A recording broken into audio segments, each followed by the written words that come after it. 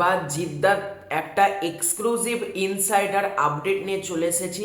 সেটা হচ্ছে জিদ্দার upcoming cinema কেউ বলে বিপ্লবী কেউ বলে ডাকাত, যে ছবিটা আগামী বছর রিলিজ করছে।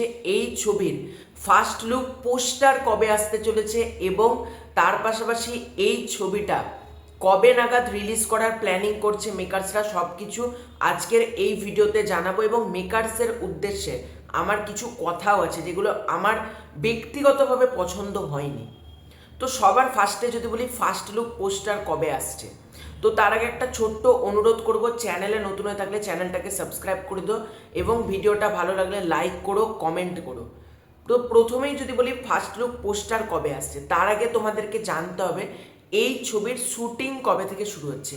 কেউ বলে বিপ্লবী কেউ বলে ডাকাত, জিদ্দা শ্যুট স্টার্ট করে দেবে তোমার এই মাসের 25 তারিখ থেকে। 25শে অক্টোবর থেকে জিদ্দা এই ছবিতে শুটিং স্টার্ট করে দেবেন এবং এই ছবিটা 25 তারিখ থেকে তো ফ্লোরে যাচ্ছেই। তাহলে ফার্স্ট লুক পোস্টার আসছে কবে? তো যেটা জানতে পারা যাচ্ছে ফার্স্ট লুক পোস্টার আসতে চলেছে জিদ্দার জন্মদিনের দিন, অর্থাৎ 30শে নভেম্বর।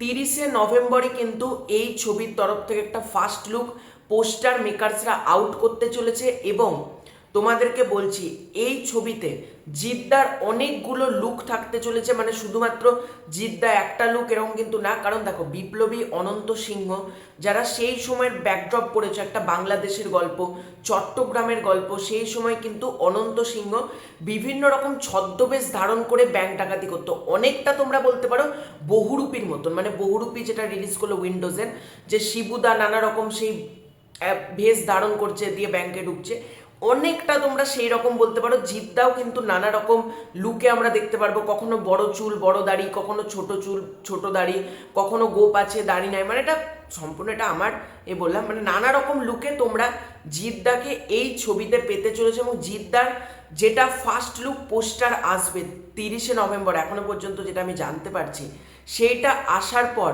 তোমরা রীতিমতো ছিটকে যাবে। মানে এই রকম অবতারে তোমরা এর আগে জিদ্দাকে কখনো দেখোনি, আমি তোমাদেরকে বলছি।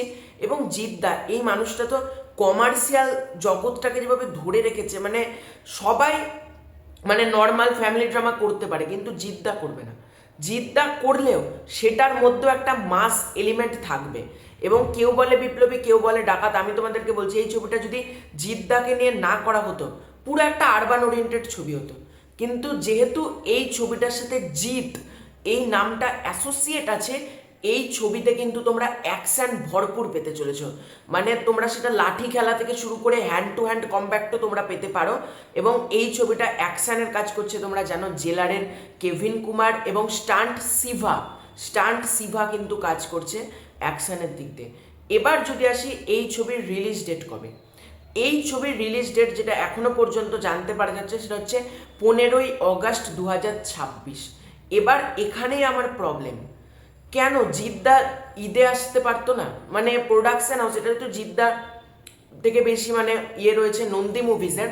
তো নন্দী মুভিজের আমি একটা কথাই বলবো, জিদ্দার যদি তারা প্রিভিয়াস ট্র্যাক রেকর্ড দেখে, জিদ্দা কিন্তু ঈদে কখনো ফেল করে না বক্স অফিসে। জিদ্দার ছবি ঈদে চলবে।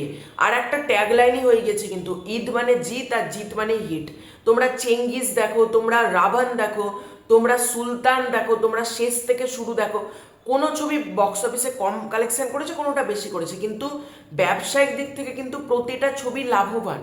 আমি একটা কথাই বলবো মেকার্সদেরকে, যে ছবিটা যাতে ঈদে রিলিজ করা হয়, যদি মার্চ মাসে অর্থাৎ রোজার ঈদে যদি নাও হয়, মানে ঈদ উল ফিতরে, কুরবানি ঈদে করা হোক না অ্যাটলিস্ট।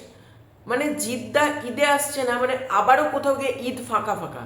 কারণ দেখো এই বছর বাংলা থেকে 2025-এর ঈদে কোনো ছবি এলো না সেরকম।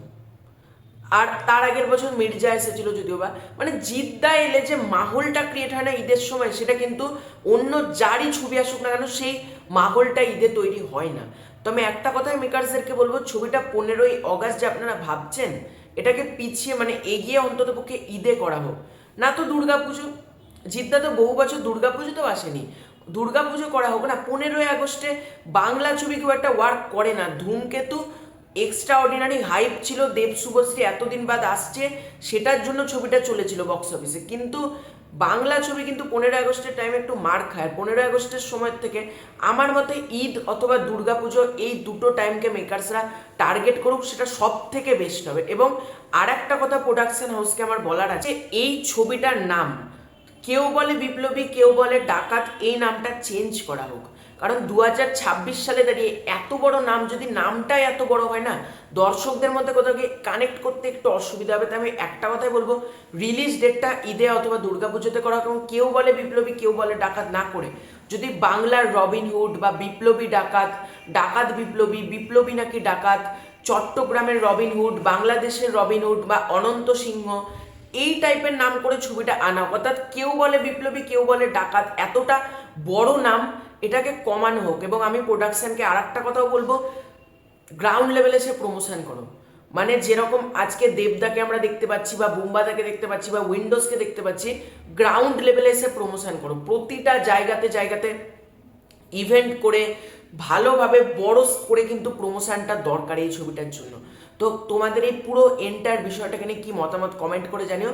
আর কেউ বলে বিপ্লবী কেউ বলে ডাকাত, এই ছবিটা কিন্তু মারাত্মক হতে চলেছে। তোমরা যখন ফার্স্ট লুক পোস্টার দেখবে তখনই কিন্তু তোমরা বুঝতে পারবে। এছাড়া অ্যানাউন্সমেন্ট যেটা হয়েছিল সেটাও তো দারুণ ছিল। তো এটাই ছিল আজকের ভিডিও। ভালো লাগে তাহলে লাইক করো, শেয়ার করো, সাবস্ক্রাইব করো। তোমাদের কি ওপিনিয়ন কমেন্ট করে জানিও। খুব শীঘ্রই দেখা হচ্ছে নতুন কোনো ভিডিওতে, ততক্ষণের জন্য বাই বাই।